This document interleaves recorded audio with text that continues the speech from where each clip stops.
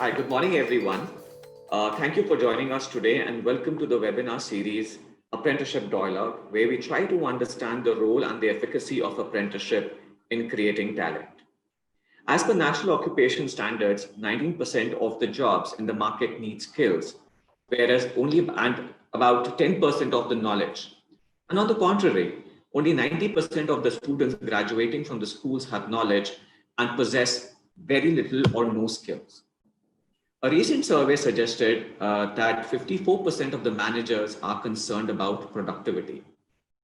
50% consider that lack of skills is a major challenge in hiring. 45% of the employers view that soaring wages and compensation as one of the topmost challenges. And 40% of the employers fear that losing talent to competition. And 10% employers were concerned about the high attrition rate. Can apprenticeship be the solution to overcome these challenges? Let's try to get this answer in today's session. We have with us today Ms. Sonal Kapur Sinha, who's the head of HR, Modern Foods, and Mr. IVS Ranganath, head HR, Sriram Bioseed Genetics. A very warm welcome to both of you. Thank you so much. So the statistics which I just mentioned, were something which the survey was done pre-COVID. What kind of challenges that the employers find in labor markets. But what we realized is that COVID has only aggravated all this, the problems that I just mentioned, and finding talent is becoming even more difficult. Just want to understand what has been your experiencing while you are hiring people. The experience related to the talent aspect of it. So would like to hear your comments, and then maybe Mr. Ranganath, we will have your comments as well. Thank you so much, Sumit. I think like you're saying, COVID has only aggravated the situation. So what has really added is, so far we had a dearth of skills, or say a formal skilling, for most of the talent that comes on board. Now, the other issue which has happened is the entire migrant workforce moving back, and this migrant workforce is not just about the front line, even the middle managers, because of the entire family tugging them back to their hometowns. We have seen a huge abandonment rate. So it's so now it's not just about finding the right skill. It's also being able to convince them to stay on and stick with you. Which I think is the strongest battle to fight right now. What I'm trying to say is, why I'm saying it's the strongest is, for once I can probably skill when they're at work. Probably I can make do with a 50% skilled person, but an absence of a human being, hands and legs, is something that I cannot really fill up for. So our we've seen significant exits at the shop floor level. We've seen junior executives leaving us. So at every stage, we've had challenges, right? Not say the first month, but once the travel opened, we've seen those challenges. But since we're obviously talking post-COVID, but I would really also stand by the statistics that you said before COVID, because those are may not be in our forefront right now, but they still exist. The entire need to be able to drive a successful program on how to get skilled manpower to be with you, I think is definite need. My top line comments on that. Thanks so much. What about you, Mr. Ranganath? What is your experience been when it comes to hiring talent? Yeah, Sumit, thank you very much for inviting me on this forum. Yeah, absolutely. As Sonal rightly mentioned that, we are into agriculture, field, and we have pan-India operations. Agriculture, we also into production. We have a processing unit. We have R&D, and in fact, we hire most of around, if you ask me, 60% of the people we hire on the field level people, field jobs, basically. The person we need to work on the fields. They work with the farmers, like frontline sales force, and also technical assistants and technical fields who are supporting to the farmers to understand our crops, all kind of things. Generally, it's a very, very, if you ask me, before COVID, absolutely not an issue. But after COVID, migrating people different locations and a lot of restrictions on the lockdown process, And even though our industry comes under Essential Commodities Act, even the government has given the permission to operate our systems. I believe it's difficult for me to get the people on board. Actually, I still remember I spoke to the guys who are moving on the road, Biharis. I went and spoke to the people. Hey guys, I'll provide you, accommodation. I'll provide you food. I'll ensure that all your necessary precautions will be taken care at our manufacturing plant. But initially they said they agreed. I could able to, get some 10 people in my plant. But after that, they got a call from one of the friends. They're getting some, travel to Bihar. Immediately says, I'm extremely sorry, sir. Our colleagues are going to Bihar. We also want to leave. I think absolutely no. There was a lot of unrest. Number one, number two, getting the right kind, because they're all people we need actually. Without them, it's very difficult for me to survive. I think absolutely yes. There was a lot of situations arranged for us also getting people on board. Every day, my business head used to talk to me, Ranga, what is the status? Just like that. We need to manage.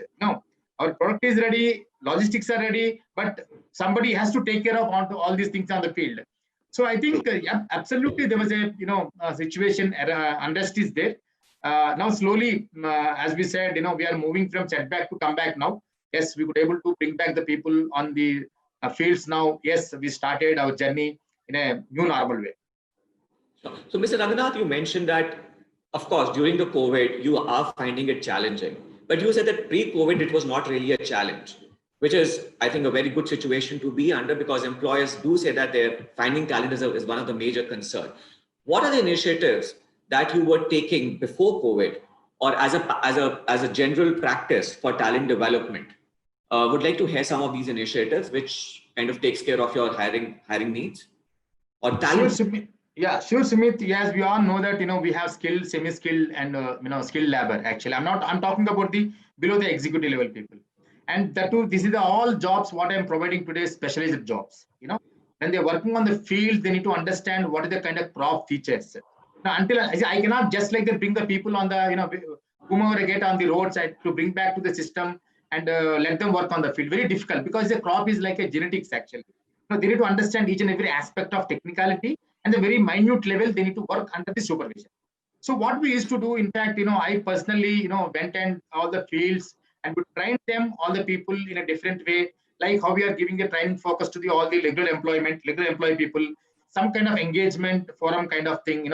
I used to depute one of my, HR guy, please go there and talk to them, like a HR one-on-one kind of thing. How we used to have for a regular employees, let us have a talk to them also, look at talks, let us go and have a discussion with all the people, because these guys are very, very, 10th class pass out, some intermediate pass out people. So they need some kind of benefits like social security benefits, like, Provident Fund or ESI or any insurance card, because we need to make them, you are also part of my, culture actually, we need to show some of the videos which are related to our products, how our products are getting into different lips and bows, our marketing strategies, our logistics. So we want to ensure that, and again, creating stages for them ultimately, which is the most important aspect. And even though they're working on the third-party roles, I used to ensure that they also need to get the bank account.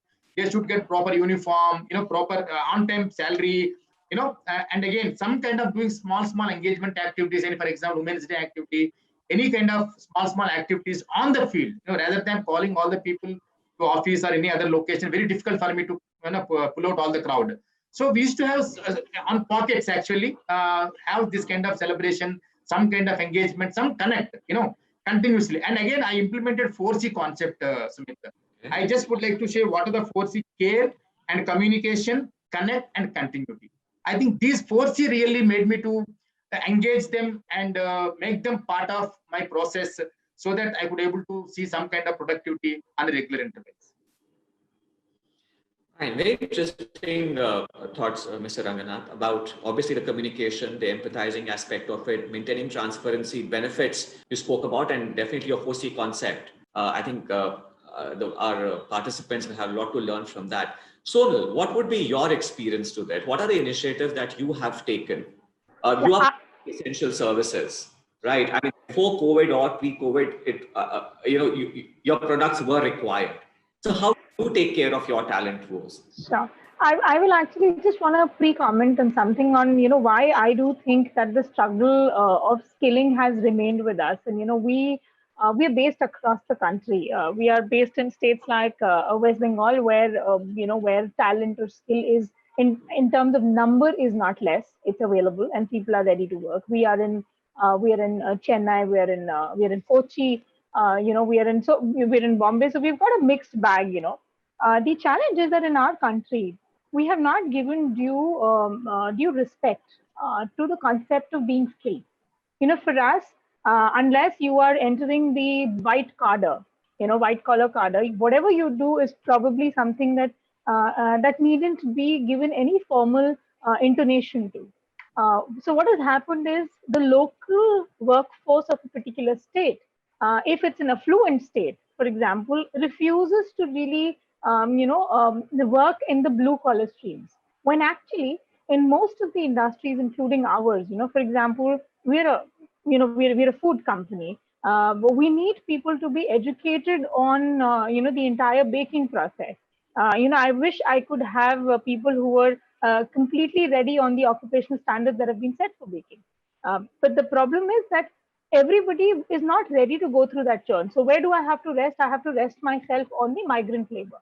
Now the problem is that migrant labor is not exposed enough because in their states, the thrust and priority are very different.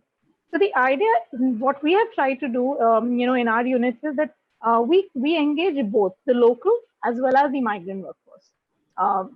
Of course, we do the whole, we've been in this country for a very, very long time. We were established in 1965 as a brand. So people know us, employees, workforce, labor, they want to work with us. We've not had the challenge of pull, but we've definitely had the challenge of being able to help them sustain a living. See, because a migrant workforce coming in a city which is not his or her hometown definitely needs to do a double, income in because they have to sustain themselves and the family back home. So the entire idea is how to make it viable for them. So how do you make it viable? You don't go in for small chunks. You get them in large numbers so that they can have establishments and communities which emotionally support them and financially support each other. So that they're none of them come with their families; they all come alone. So they need a lot of fraternization to be able to live together, to be able to eat together. Because somebody coming in from West Bengal, coming to say Chennai, the food, for example, becomes a challenge. The water becomes a challenge. Health becomes an issue. So the entire thrust is to make them being able to live in that city, thrive in that city, and be in large numbers so that they can from each other, lean on each other. But I think the entire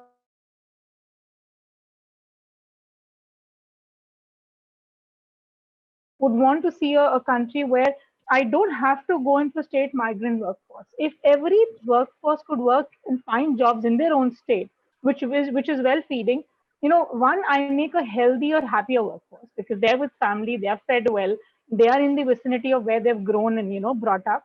And I have a greater anchoring. I don't have to worry about them leaving and abandoning. So what I really have to focus is maybe on the entire skilling in every state that I can. So, which is where I find this entire apprentice program, the entire NEEM program, the NETAP program to be extremely exciting because there you take local people and you help them, grow. Of course, you can rotate people. People are mobile and local, but they are movable. But at least you can get the young workforce of that state to start, respecting the entire skilling process, make it more formal, make it scientific, and make it viable. So, which is the approach that I kind of use for this skilling. That's nice, Sonal. Like you're talking about more on the culture aspect of it, more on the skilling, the structured skilling aspect of it, and also what you're talking about the welfare of the people, which is essential for you to create and retain and nurture talent. I would say that. But I would also like to understand what has been you mentioned, you touched upon the whole thing about apprenticeship. Would you want to elaborate more on, because apprenticeship has been a tried and tested mechanism globally. In fact, if you look at all the evolved economies of the world, they all have leveraged on apprenticeships. Why India is lacking, and how are you, in fact, what's your thought on the apprenticeship for building the people's supply chain? Okay, so why India is lacking? I think for me, I'm again repeating. One of the biggest thing that we've not been able to do is we've not been able to make it a structured skill program. Apprentice program for us has remained a low cost manning model, which is unfortunate. Our view apprenticeship is not to say that we will create talent out of these people. We will add more people to the industry. What we are trying to do through the apprentice program is get cheaper labor. Because you don't have to fund for a lot of things because the person is an apprentice and you have a stickiness for about for the time frame of the apprentice, which is maybe 18 months or 2 years or whatever is that a period that you're allowed to keep them. You are relying on that stickiness. What happens is, from an employer standpoint, you are getting your fill. But from the receiver standpoint, the apprentice is not getting its fill. The apprentice is not. So if you look at any of the, and I know that our sector skill councils have really worked hard with the German government, trying to define the entire skill programs and, the entire sector skill council, seeing how they look at the vocations, how do they do their courses and programs. Then we came out with our national occupational standards. We did all that, but our implementation has not been very well because we feel that we can make do without a structured learning process. To me, since the process in itself, so if you look at how an apprentice is handled in any particular manufacturing unit, you're just trying to become compliant to the labor aspect of it. You're not becoming compliant to the learning aspect of it. And to me, that is where probably we are flunking. We are not building talent out of those people. That's so what you're saying is that it's not the apprenticeships is not being executed for the purpose what they're supposed to be. Yes, yes. And that's the reason why it's really not kind of Yes. up in our country. Mr. Ranganath, you have been in the manufacturing sector, you're right now in the agri sector. And you have been using apprenticeships. What is your opinion about apprenticeship? How can apprenticeship be leveraged for talent creation? Yes, Sumit, as Sonal mentioned, apprenticeship, people are using apprenticeship as a mandatory as per the government norm, actually. Most of the manufacturing units, apprentice is one of the act is there. So we need to engage certain kind of people in particular departments like, shop floor, maintenance, quality, production, such kind of departments where we need to engage certain kind of, number of people as a mandatory in apprenticeship. But really, if you really look at it holistically in the manufacturing or any other stream where people engage channel management, sales programs, most of the, we're engaging third party, in the sense off-role people, number of people in the organizations. Having said that, again, end of the day, these people are the touch base with the customer. These are the customer touch base with the customer point for me to go on the field and talk to the customer and come back to the right kind of result to the respect to regional managers and come back to the overall production, if you see logically. So having said that, yes, the previous not in the DCM Shriram Group company, in my previous organization, which is a Signode India, it's an industrial packaging solution. In fact, I was there in 2015, if I still remember, and I'm finding again talent is very difficult. We used to have that's a industrial packaging solution where we want a technical people like diplomas, like ITI people who have certain understanding about the mechanics, mechatronics. So, because we work with all the steel plants like Jindal steel plant, SR steel plant, Tata steel plant. So we need to depute our people over on the location to get the packaging, of the coils. It's a very technical, it's a very technological driven skill set actually. Again, getting such kind of people from the, different kinds of parts of schools, and again, ITS is difficult for me, again, to manage entire life cycle again. So that's where we felt that, yes, I think at the time, I still remember, I think this NETAP system has started at the time. And I spoke to some of the team leads guys, and, I associated with them. And because we need to hire across the country, not only in particular, Hyderabad or Chennai or different locations. I need to across the pan India. Number one, I need a technically skilled guys. But how I need to ensure the development process, skill development process, which is the being an employee, being HR of that company, I'm responsible. So that's where, Sumit, I just would like to tell you, we framed very typical process over there, and people who are spending 18 months to 24 months as an apprenticeship on the particular location, we put them into development center, and a lot of how the skill enhancement is happening. Number one. Number two is that we also make them a talent pool. We are creating a talent pool, and we also put them in development center. The what kind of and other soft skills and behavioral part. We're also imparting such kind of skills, and over a period of time, maybe after 2.5 hours, 3 years, successful completion of the stint, we're also giving an opportunity, on the on-doors of the to take them into on-door also. I think that system really made it's created a lot of career aspirations for the people who are coming as an apprenticeship. They're seeing the result, and I think people are moving from one apprenticeship to the on-roll of the company, and so they can get the right kind of jobs over a period of time. I think we created that kind of ecosystem. I really benefited. Still I think after I left Signode, still that the process still going on, because I keep touch base with my guys, old guys, how system is running up, and I think that's where this process and this entire apprenticeship process will really work out well. But as we said that, I think still we need to create a lot of awareness, because today again a lot of manufacturing people are struggling to get the right kind of skill set to the people, because attrition is very high and people are leaving just for the sake of $1,000 or $2,000. If you get in the same salary, same location, definitely I would be happy to get that $1,000 and move the company. But that is the responsibility of HR guys. I think you need to create a process. You need to create an ecosystem there. What is the kind of development I could able to provide you in the if you stay for 24 months or 36 months, depends on the organizational policies. I think if you could able to create that kind of policy and the career progression, like how we are doing for the other regular employees, I think definitely apprenticeship program will take up very well, and people look the value on the apprenticeship program overall. That's my view, Sumit. So I think very rightly pointed out, Mr. Ranganath, that we need to have the right culture in the organization. That it has to be very enabling for the apprenticeship, and obviously all the stakeholders needs to have the buy-in or the consensus for the program. Only then it becomes successful.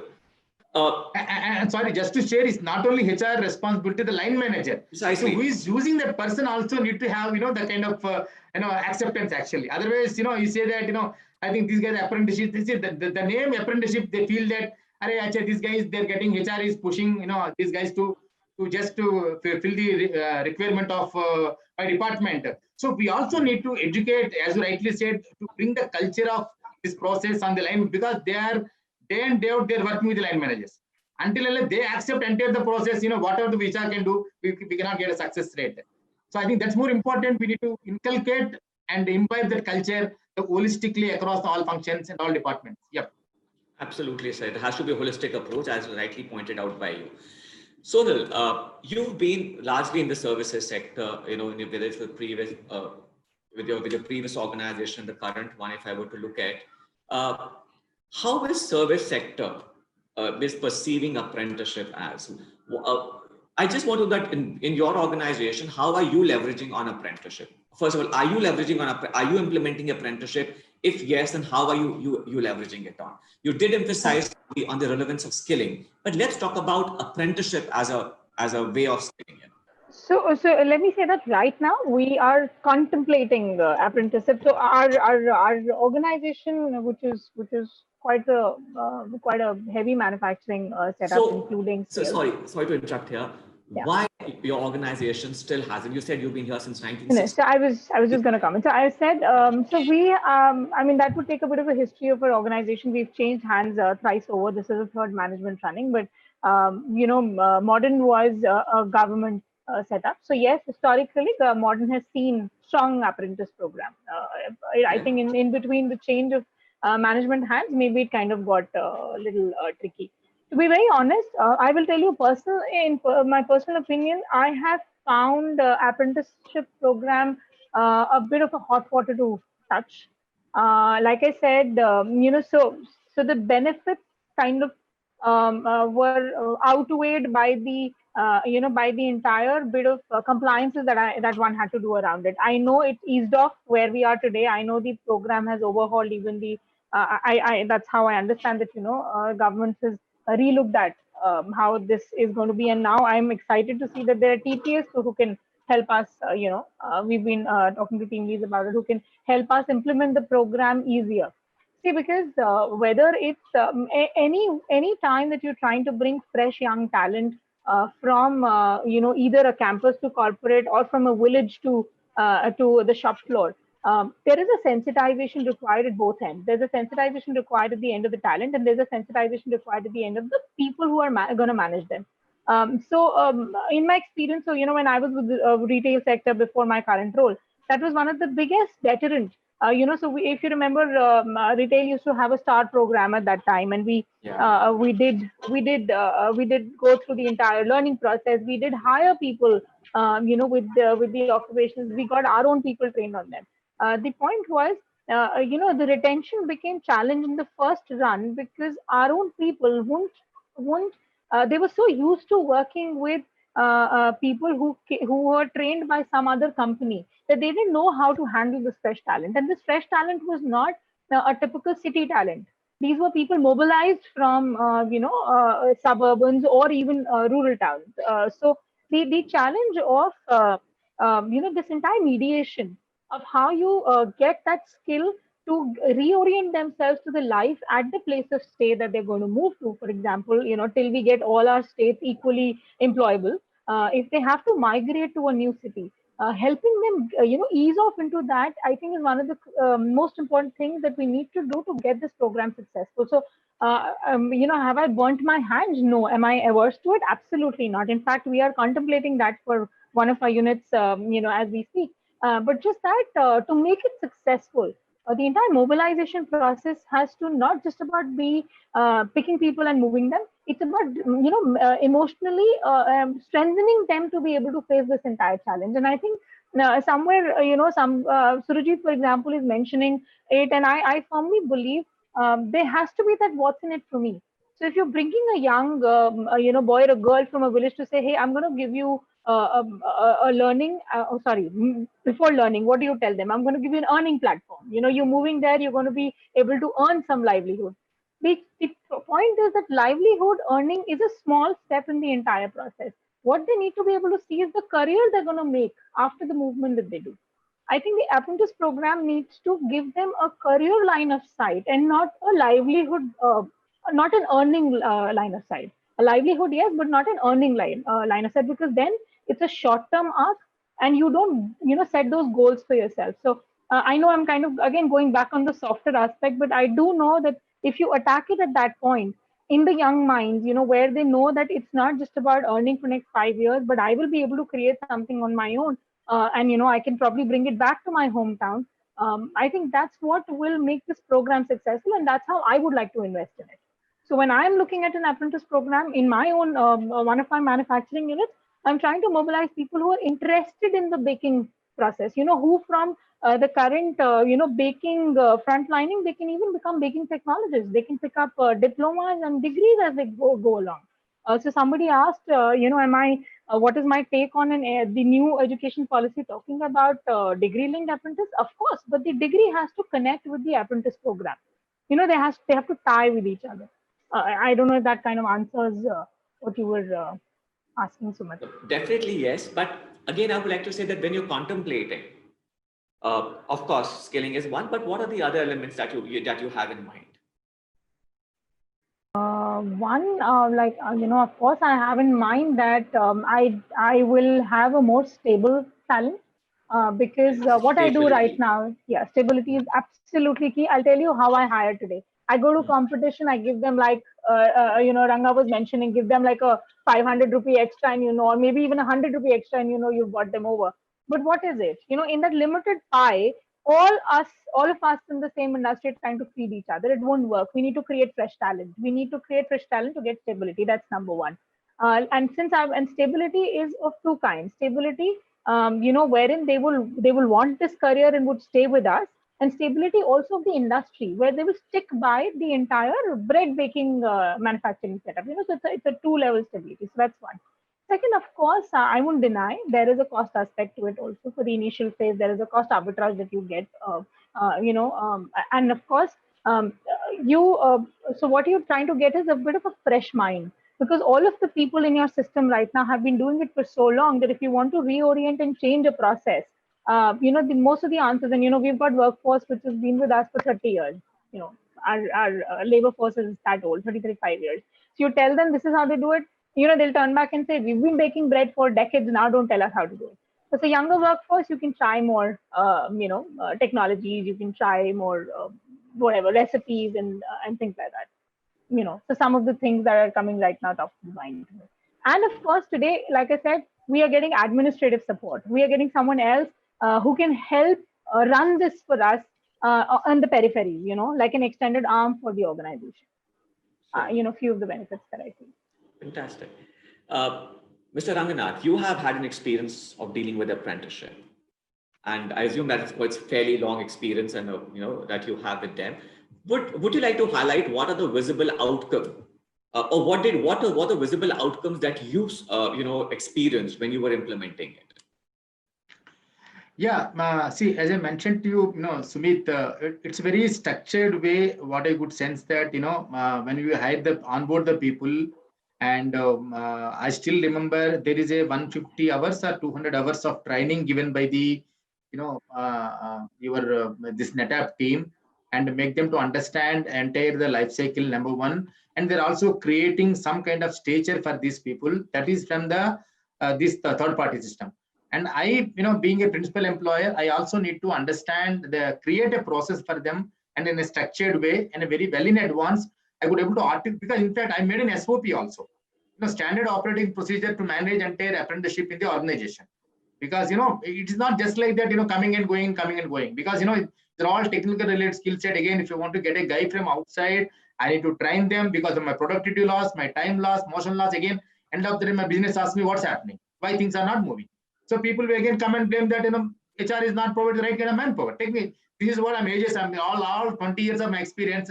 I'm continuously hearing any kind of business review meetings. Ultimately, numbers they won't achieve.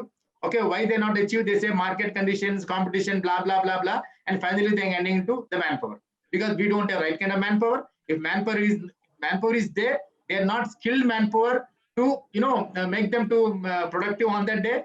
And again, so that's a cycle action. That what I observed, that I think it's a fact. I need to live in the fact. Okay, I can't escape from the situation. So then over a period of time, I thought, I think, it's a kind of people are coming and going. There we need to arrest somewhere. So that's where we made an SOP, and we make them to entire, line managers to understand what this is what SOP. If really able to manage these people on this cycle, for example, up to 6 months, put them in an orientation program.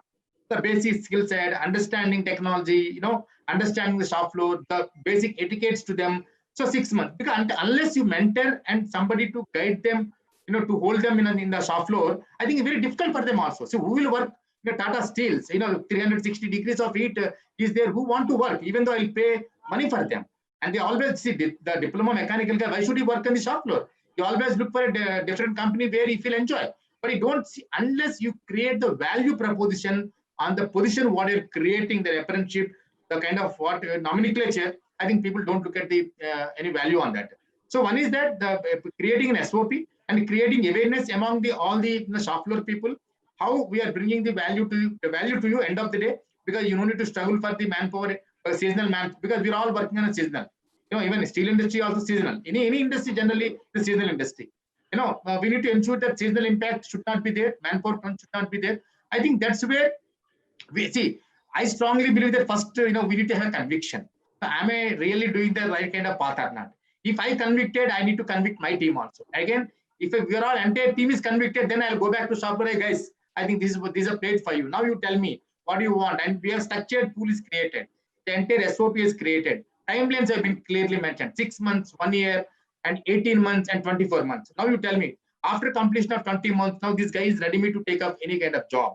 Okay, so you want such kind of people, or you want just like that fill up, every day 6 months, this much manpower required, I need to get from third party, and again you want to continuously train these people. I think that's where how we need to create the value, which is the most important aspect. I strongly believe in that, Sumit. There are certain challenges also is there. I can't say only on a pro side. And because today, if I'm not wrong, in the apprentice structure, we talk about only ad hoc payment. Even though the guy who is working on the shop floor, maybe 10 years or 15 years, or 3 years or 4 years, if you want to get only ad hoc payment, irrespective of any social security benefits, like PF or Provident Fund, ESI, or any insurance kind of thing, Because end of the day, he also needs some kind of security. How long he'll get 15,000, 20,000 ad hoc payment. See, I think they need some kind of saving, because even though you are paying 15,000 rupees, but having social security like 12% is a PF and 4.7% is a ESA, at least end of the day, feel happy. Oh, that some amount is going to a saving purpose. Even though if you get 20,000, without any social security benefit, so nothing is saving for him. I think. Okay, so are you recommending that the apprentice should also be given some bit of social security in the form of PF? Absolutely. Say that, Mr. Ranganathan, that will be very conflicting, because Provident Fund is mostly been for the employees. And the idea is that the person being in an apprenticeship grooms himself, come to that level so that he enjoys the perk. I understand when you talk about the safety parameter of it, that should be in the medical support, should be available. But do you think that the benefits should be same given to the apprentice what should be given to the employees? See, I'm not saying that whether you can give a PF or ESA, but that's why, again, that's what the challenge is facing today. For example, you want to move for example, today I'm having 1,000 employees on the third party role, off role. If you want to create this model, the first and foremost questions will come to me, sir. I'm getting today PF and ESA and other benefits I'm getting apart from my salary. So can you able to provide the same form in the new way of apprenticeship form, which may not be, I cannot give any commitment on that. I may be wrong on creating a PF and Provident Fund ESA, but somewhere we need to come out, because see, ultimately, what is the customer requirement? That also I need to understand. If I really want to create a value, and that's what I said, value. If we could able to give a value to the entire this process, somewhere I need to peg something, somewhere I need to come out with some innovative thought process, some kind of supplement actually. It may not be the government enhanced the stipend amount, because before 2014, the apprentices were literally being given a slave wage. Yes. But 2014 equated the stipends with the semi-skilled wages, and today the stipends have been equated to the educational qualification. Yes. So, where it was about a decade back, today I think the compensation is being made attractive so that people feel that yes, it's a value, as you rightly mentioned, that even the apprentice or that candidate should also see a value to take up apprenticeships. Absolutely. So yeah, I definitely agree with you that there has to be a value, but we need to also understand what kind of a values is being perceived both or valued both by the employers as well as by the candidate as well. See, otherwise, now what's happening, Sumit? For example, I can impart the skills, I can impart the training for these guys. 2 years apprenticeship. Again, I can extend 1 more year, 3 years apprenticeship. See, by the completion, after completion of 3 years, you also understand the person who is working beside, along with the co-colleague. He's also having 3 years of experience, hiring from lateral hiring, and the kind of benefit what he is getting, what he is getting. Technically, both are same, but the kind of benefit I'm getting, which is some kind discriminating. Okay. Precisely. So Mr. Ranganathan, just to dwell on this particular aspect, is only when a candidate or apprentice sees that his apprenticeship is only getting extended and he doesn't have a clarity about the job, whether he's going to get an employment or not. Does that create a bit of discontentment between an apprentice, or I would say that also leads to the abuse of an apprenticeship? The idea is that somebody should be able to be skilled in about 6 months, a year, a maximum a year and a half. But wherever the problems you mentioned about that discontentment happens is only because of the prolonged apprenticeships. Yeah, I would say I agree with you. The prolonged apprenticeship definitely because he's an expert actually. He became an expert after 1.5 years. Exactly. 2 years. I'm enjoying the output for him. And I see if I'm keep extending his, the apprenticeship actually. So what's happening end of the day? See, ultimately I am an employee. Well, forget about all the designation, all kind of thing. End of the day, I'm also giving the same productivity, he also getting the same productivity. But whereas I'm getting something different, he's getting something different. See, when the difference start thinking, the process comes to mind, that's where if I'm not able to provide the platform to the next level, so definitely he'll quit. So somewhere I would say that even absolutely. So somewhere I would also feel that, as Sonal also pointed out, that it's the abuse. How do you make use of the apprenticeship? It's not been implemented for the sake of talent development. So I think if the employers stick to that purpose, rather than only taking it as a cost arbitrage, I definitely feel that it will be win-win for both the employees as well as for the apprentices. Sonal, what would be your recommendation, or would you want to make a recommendation to the industry, to your peers on apprenticeships? So Sumit, while we were talking about the benefits, there were a few that I missed listing, So Okay. we've been talking about mobilization for a long time, but what we missed saying is that, the constant mobilization of sort of a supply chain is also another thing that this program solves for. So I extremely struggle with Ranga was mentioning the seasonal movement of workers. So you have to go back to your same channels, and you have to prod, and you're paying for random things, you're paying for travels. In our current COVID times, you're paying for tests. You're paying for, so there are lots of these peripheral costs that you're having because you don't have a sort of a supply chain. You don't have a smooth cycle going on. So I think a program like this also solves for that, wherein whom to reach out to, and there is already a mobilized talent which is being sensitized for this movement. So that's of course one. And the other thing that I definitely, the reason that I'm heavily recommending, apart from what I've been talking about, creating more skill in the industry, getting better employability, which I think is the strongest social responsibility of us industries, is to bring in more employable talent to force, is the entire productivity space. So my current talent, while I do invest in training, we do know that, when it's a baked talent, baked in the sense who've been working for a long time, training them, you can only do it in spits and parts. But when you get this young, head, trying to put them through the entire rigmarole of the learning process, where they experience various departments, they do cross skilling, and they are obviously their learning agility high completely because of the age.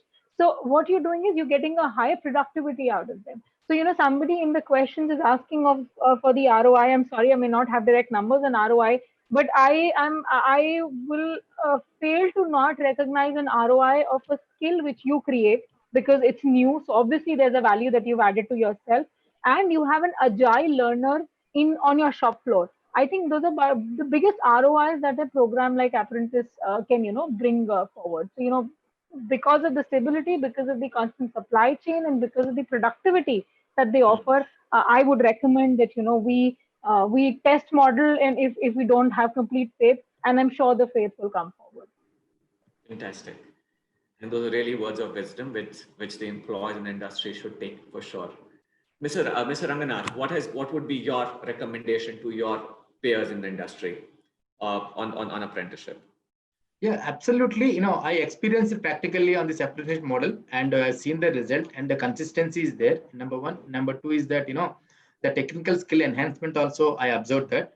And the productivity, yes, of course, the lineman is no need to go behind the getting the manpower on the seasonal time. And so I strongly recommend definitely the particularly the manufacturing segments, not only manufacturing, for example, any kind of channel sales management, sales guys. See, today we hear a lot of the frontline sales, like we call as a MDOs or FOS, feet on street sales guys. A lot of FMCG companies they hire. In fact, I think, as I said again, you can create a value proposition for all the people, because today industry is also imparting a lot of skills and training to all the regular employees. You can also create a small curriculum for the entire apprenticeship model. So where you can engage, we can train, of course, end of the day, you also need to understand. So that means every industry that like a training institute, that we need to think about it. So, and see, today, as Sonal rightly mentioned, today, can I give any guarantee to any of the lateral hiring? So, 2 years, 3 years maximum, unless you get some promotion or some expected increment, otherwise he definitely will move. So today, no loyalty is existing, frankly speaking. I need to appreciate the people who are really working for more than 10, 12 years in the same company. And I don't know that which is right, which this is wrong. We can't say that. That is today, younger generation who are coming now, the millennials and the people who are passing out now, definitely their aspirations levels are very high. They want to do multiple projects, in a gig economy kind of concept now today. So having said that, I think companies should have the policy for to manage apprenticeship. I strongly recommend that. And you create an SOP, create a work instructions to how to manage these guys. And absolutely, yes, we can impart these people into introduce these people into system, induct them in a proper way, and utilize them as make benefit out of them, you can also create a career path for those people. So why are you losing to other companies? If you really train people, you feel that that guy is absolutely, a technical skill set, then why can't you give an opportunity for them instead of getting a from the market? I think that proposition definitely will work out. I practically experienced in my previous organization. I'm also inculcating the same culture, here also over a period of time. I think that's what my not advice is the experiential validation. Fantastic. Thank you so much, Mr. Ranganath, for sharing your experience, your views, and your recommendation to the industry. I think with that, we finish off our interaction, but let's take some of the questions which are coming in, and very pertinent questions related to the discussions that we have. And another question which I would like to take here is for you, Mr. Ranganath, and maybe Sonal, you can also chip in here, is that you said that that the extension of the apprenticeship, then people also tend to leave apprenticeship. How do you motivate people to continue apprenticeships? What would be your suggestions and recommendations on that? I told you since the beginning, to create an SOP, create a blueprint for them. So you're joining today in my organization as an apprenticeship. So you'll be 6 months, you'll be under induction in the different platforms, like which are the industry you're talking about. And after completion of 1 year, you'll put them into development center. And these are the skills you're imparting during this next 6 months kind of thing. Okay. And after 6 months, you will be specified to one different function. And after completion of 12 months or 18 months, and you can put them into a different pool and where you can evaluate their performance also, like you're doing the performance appraisal for all regular employees. You can also do a small, see, boss, you can't, everything you can't say that, why should I do? This is what I'm doing. Unless you create a value. Again, I'm always talking about value. If I see somebody is calling me, if they want to evaluate my performance after last 6 months, I'll be more excited. And definitely you will get a feedback. And you'll also give a constructive feedback, what went wrong, what went good. Definitely, there is scope for improvement. If you're able to create that kind of rooms, pockets of rooms for all the people who are coming in, I think definitely people look at the value proposition. If somebody apprentice meeting HR head or meeting HR SPOC, line of business HR partner, don't you think that he will be excited? The shop floor expertise guy meeting a business partner of shop floor guy, don't you think he's excited? He definitely will excited. And share a feedback, share a small form kind of thing. Get the recommendation from the line manager also. His behavior, his attitude, the performance, attendance, all kind of thing with certain parameters. So don't you think that why is a value for them? Whether you keep them or not, employee will be excited. The apprentice will be excited. Sir, I want to work with you next 1 year also.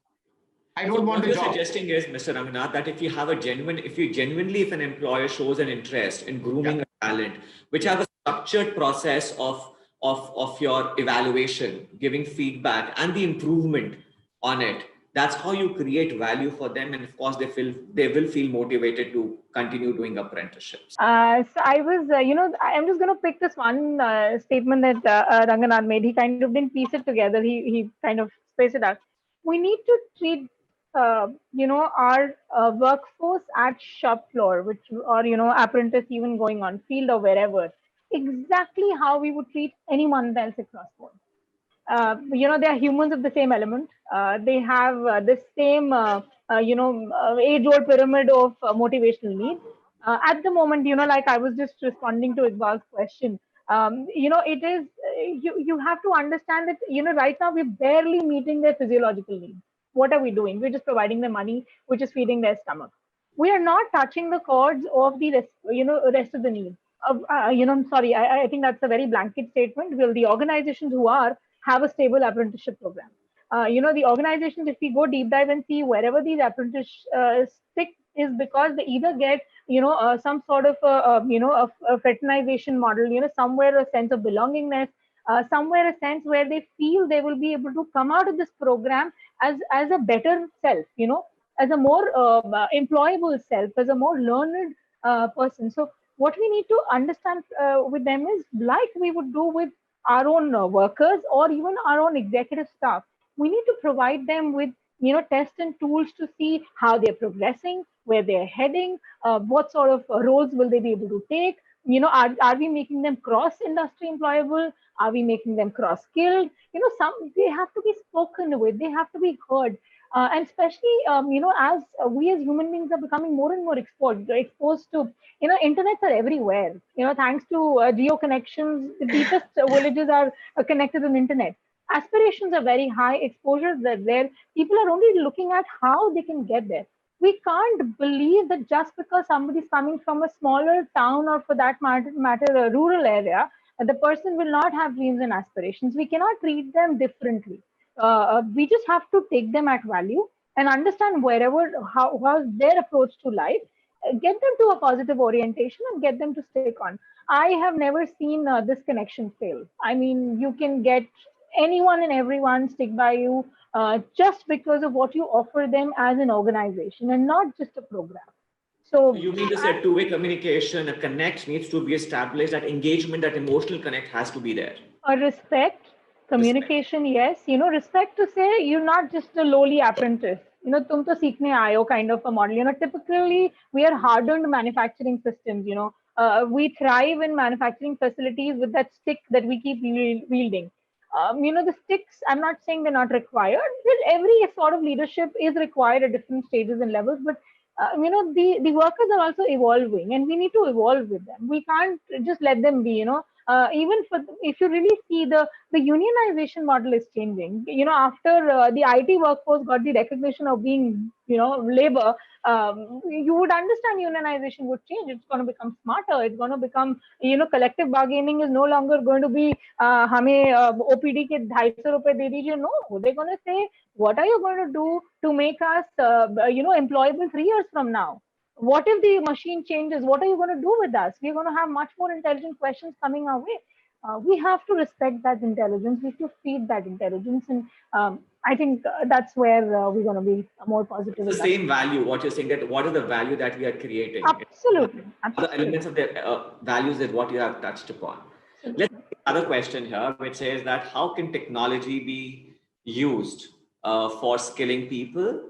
I mean, technological tools like Zoom or any other which are there, which to explore new available manpower in the market, to get speed quickly. So basically, the thing is, how do we leverage on technology what we're talking about? So any thoughts on that? Yeah, of course. So, witness, the kind of webinars we're having now today, and I think connect is more easy, accessible to easy to reach anyone. Previously, if really want to meet HR folks, they need to go to market and meet the people. Meet in a hotel, banquets booking, blah blah, all kind of thing. But today, it's a Google Meet or a Zoom Meet. You can have even today what we are doing. Surprisingly, we are also having the field tours. Our person has to go on the field. He has to show the video how the the crop is coming up. Farmer Connect. In fact, today we are having all the Farmer Connect in a so virtual meetings we're having, and Dealer Connect we're having virtual meeting, and how the crop is growing also we're showing a video. We are making small videos and sharing these all videos into the people today. As Sonal rightly mentioned, today the people who are coming to the rural and urban is only the nomenclature. Actually, the red bus and green bus, if you ask me, typically. But otherwise, rural guys are more smarter than urban guys, because their more etiquettes are really. I'm really, because I'm there. I'm getting a goosebumps actually.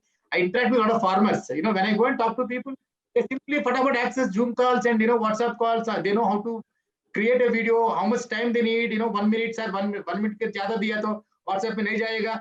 I think it's a wonderful learning from the unlearn actually. I think technology really made a lot of transformation, and that too every phase, I think every segment technology adoption is good, and how we are leveraging this technology, adopting in the right manner also, of course, is one of the. I would just like to add here, Mr. Ranganath, in fact, just to add to this, to answer this particular question, we have seen that COVID has actually brought forward the adoption, or has accelerated the adoption of training through the technological platform. So before the lockdown happened, we were doing more physical training because it is required as per the apprenticeship. But during the COVID, obviously that, we had lockdown, we could not do that, but many employers were open to leverage or take up platform like a Zoom or a Google Meet kind of a thing for do the training. As a matter of fact, I've seen that there has been far more receptivity from and engagement from the apprentices to go through these trainings. Also, the technology today that we have, which is the augmented reality, what we are using to even offer the industrial training, which has not been done before. Yes. Well, yes, it is a solution. Probably COVID has only brought forward the adoption by many years. It would have definitely happened probably in a 5 years time or a 10 years time frame. But the way today we have seen the technology and of course the platforms which are available today, definitely it is possible. But one thing we also need to do is that apprenticeships, which is supposed to be on the job, cannot be done through technology, but the theoretical component, the conceptual knowledge can definitely be done through the technology. And also the knowledge driven job roles, for them, the apprenticeship can be done through technology. Let's take another, maybe the last question here, Sonal, that's coming in for you, is what are your thoughts on the degree-linked apprenticeship program? Find the NEP. Yes. So, which is what I did respond alongside one of my questions. So, like I said, absolutely in for it. Like, so it does answer the need for a greater value, but one has to ensure that, either the degree ties to the apprentice program, or if the apprentice, the apprentice is discovering that this is not the field for me to be, then the degree has to be of the field. So, I'm just saying it cannot be a simple degree that the person pockets. It has to be something that the person covets and wants to do. So any program that we do has to run through the aptitude testing, understanding the person who's taking it up, whether that person wants to build career in that. And when we say build career, this is not constrained to management staff. Building career happens at every shape and form. Even a farmer is building a career. It's just how we have to change our orientation and see it. So I'm absolutely in for it, but it has to tie together. It cannot be two different tracks, running in parallel. It can't be. They need to meet somewhere. Fantastic. Thank you so much, for joining us today. Thank you, Sonal. Thanks, Mr. Ranganath, and thank you everybody, all the participants being there with us. Hope the session was informative. We did hope we got answers to some of the hard realities that we face in talent creation. Thank you once again. And of course, we will have another session, interesting session with new set of employers from diverse backgrounds. We try to maintain the diversity in our panel so that their respective, experience in their sectors can definitely add value to the audience as well. Thank you once again to all. Thank you so much. Thank you for having me. Thank you.